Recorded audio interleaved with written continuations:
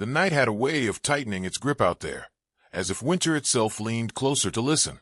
Snow slid sideways beneath a bruised sky, whispering against the old rail stop where no trains had come for years. The cold was not loud or dramatic, it was patient, the kind that seeps into bone and memory alike. That was when the sound appeared. Not a cry, not even a whine, just a fragile thread of breath, breaking and reforming beneath the wind, like something the world had nearly finished erasing. The box sat crooked near the tracks, its cardboard walls darkened by melting snow. Someone had tried to tuck it against a rusted post, as if that gesture alone might count as mercy. Inside, a 2-month-old German shepherd lay curled into himself, his body too small to fight the cold properly. Frost clung to the edges of his whiskers. One ear trembled when the wind shifted, then fell still again. He had learned something already, far too early, that calling out did not always bring answers. No one saw who left him there. In this town, abandonment rarely announced itself. It simply happened, and people learned to look past the empty spaces it left behind. Caleb Rourke was halfway down the road when he heard it. He had just finished a long shift guarding a silent lumber yard, boots heavy with packed snow, shoulders hunched the way men do when they expect nothing good to meet them. He walked with the economy of someone who had once been trained to move under fire, though no one here knew that, or asked. To them, he was just another quiet man living at the edge of town, renting a cabin that leaned slightly downhill, as if even the land had tired of standing straight. The sound reached him again, thinner this time. Caleb slowed. His breath fogged the air, and for a moment he told himself it was nothing. The wind played tricks. It always had. He had learned, long ago, that not every sound could be answered, that sometimes survival meant keeping your head down and moving forward. He took 2 more steps before stopping entirely. There was a familiar weight in his chest then, the old one, the one that came whenever he stood at the edge of a decision. He turned back, boots crunching softly, and followed the sound until the box came into view. The sight of it landed without drama, just a quiet heaviness. He stared at the sagging cardboard, already knowing what he would find and resenting himself for knowing. When he crouched, the cold soaked through his jeans instantly. His gloved hand hesitated in the air, fingers curled as if bracing for something sharp. He pushed one flap aside. The puppy's eyes opened halfway. They were dark, glassy with exhaustion, yet still searching. A weak tail movement stirred the snow-damp lining beneath him, then stopped. Caleb felt something shift, something small but dangerous, the way ice cracks without warning. He had seen this look before. Not in animals, exactly, but in people, men and women who had waited too long for help and learned, at the last moment, that waiting was all there was. His jaw tightened. He straightened, stood there breathing hard, and for a heartbeat the world narrowed to a simple, brutal choice. "I can't," he muttered, though he wasn't sure who he was speaking to. The wind answered by lifting snow into his face. He wiped it away and knelt again, slower this time. When his hand touched the puppy's side, the body beneath it was frighteningly cold, yet the chest rose, stubbornly, against his palm. Caleb exhaled. The sound that left him was not relief. It was surrender. "All right," he said quietly. "All right then." He lifted the box, tucking it against his coat, shielding it with his own body as he turned back toward the road. The puppy did not move, but his breathing changed, shallow gulps growing just a little steadier in the pocket of warmth.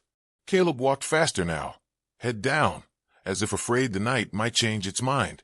By morning, the town was awake in its usual half-hearted way. Smoke rose from chimneys. Doors opened and closed. At Silas Mern's gas station, coffee steamed in chipped mugs, while rumors traveled faster than the weather. Someone had seen Caleb before dawn, carrying something like a box. Someone else said it was probably junk he'd picked up again. Caleb had a reputation for that, fixing what others had already written off. Marshal Boone Crowley listened without comment, though his eyes narrowed. He had never trusted men who lived alone for too long. Too much quiet made people strange. Caleb didn't hear any of it. He was back in his cabin, coaxing heat from an old stove, while the puppy lay wrapped in a blanket he barely remembered owning. He fed him slowly, drop by careful drop, counting breaths between swallows. Each small movement felt enormous.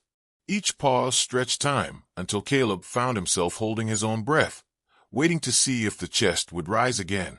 It did. The knock came late that afternoon. Caleb opened the door to find no one there, just a bundle on the step. Inside was a thicker blanket, still smelling faintly of soap and wood smoke. No note. He looked down the road and saw Lara Whitlock already walking away, her coat drawn tight, her steps measured. She did not turn around. Caleb brought the blanket inside and wrapped it around the puppy. Ashen, he had found himself thinking the name without deciding on it, made a small sound, not quite a whine, not quite a sigh. Caleb sat back against the wall, exhaustion settling into him like snow. Outside, winter pressed on, indifferent as ever. Inside, a fragile warmth held, uncertain but real.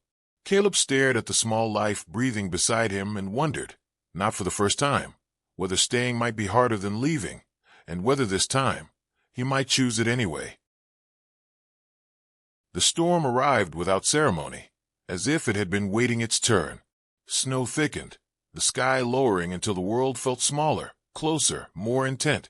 Caleb noticed it first in the way the light changed inside the cabin, how afternoon slipped too quickly into a gray dusk. Ashen lay on the blanket near the stove, his body still fragile but warmer now. His breathing no longer a question mark Caleb had to answer every few seconds. That small improvement felt dangerous, the way hope always does when it begins to speak up. By evening, the wind found every weakness in the walls. It pressed through the cracks with a voice that sounded almost human, coaxing, then demanding. Caleb fed Ashen again, slower than before, watching the tiny throat work, the eyelids flutter as sleep claimed him in pieces. Each movement rooted Caleb further in the present, pulling him away from memories he usually kept sealed. He had learned to survive by planning exits. This was different. This required staying. The knock came just as darkness settled fully. Caleb opened the door to find Lara standing there, snow clinging to her hair, cheeks flushed from the cold. She didn't apologize for coming. She never did. She stepped inside quietly, set a small bag on the table, and knelt near the puppy without being asked. Her hands were steady as she checked his warmth, her touch gentle but sure. "He's stronger," she said, more observation than hope. Caleb nodded. He didn't trust his voice yet. Outside, the storm sharpened. The power went shortly after, the cabin falling into a hush broken only by the stove's low crackle and the wind's restless circling. The road would be closed by morning. They both knew it. Lara stayed, not because she asked to, but because leaving no longer made sense. Sometimes decisions were made simply by not undoing them. Ashen's breathing changed near midnight. It grew uneven, shallow again, as if the cold had remembered him and come back to finish its work. Caleb felt the old panic rise, sharp and familiar. He moved closer, wrapping the puppy against his chest, sharing what warmth he could. Lara added blankets, her movements quick but controlled. "I've seen this before," Caleb said, the words slipping out before he could stop them. "Moments when you think you've done enough." Lara looked at him then, really looked. She didn't ask him to explain.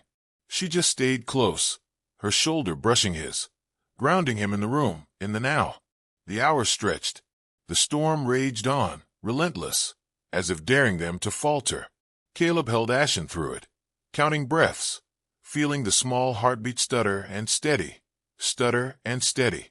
He whispered things he hadn't said in years, not promises, just presence. He stayed awake when his body begged for rest, choosing vigilance over escape. When dawn finally came, it arrived softly. The storm had exhausted itself, leaving the world wrapped in a deep, untouched white. Light crept through the frosted window, pale and patient. Ashen stirred, lifted his head on trembling legs, and let out a sound that was unmistakably alive. Caleb laughed then, a short, disbelieving sound that surprised him as much as it did Lara. The weight in his chest loosened, not gone but shifted, making room for something new. Lara reached out and touched his arm, just briefly, as if to confirm what they were both seeing. Neither of them spoke. They didn't need to. News traveled fast once the roads reopened. People came by, first out of curiosity, then with quieter intentions. Children knelt on the cabin floor, their laughter careful, reverent. Marshal Crowley removed his hat when he saw the puppy, his stern expression softening in a way Caleb had never witnessed. No apologies were offered. None were required. The town adjusted its story, as towns do, reshaping judgment into something like respect. Ashen grew quickly after that.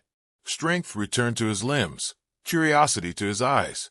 He followed Caleb everywhere, a small shadow learning the rhythm of his steps. Ilara visited often, sometimes bringing supplies, sometimes just sitting with them in the slow afternoons. What formed between them did so, without declaration, built instead from shared silences and small, deliberate kindnesses. It felt honest. It felt earned. On one clear winter morning, Caleb stood outside with Ashen at his side, the air sharp but no longer cruel. The puppy looked up at him, tail wagging with uncomplicated faith. Caleb bent down, resting his forehead briefly against the warm fur, and felt a quiet certainty settle in him. Staying, he realized, was not about fixing the broken. It was about refusing to abandon what still breathed. If you're listening to this story now, know that the cold doesn't always win. Sometimes survival is simply the act of holding on through the night, of choosing to remain when walking away would be easier. And if this tale found a place in you, if it warmed something you didn't realize had gone numb, then stay with us. Subscribe to Whispered Tales, where forgotten souls, and the dogs who save them, are never left out in the snow.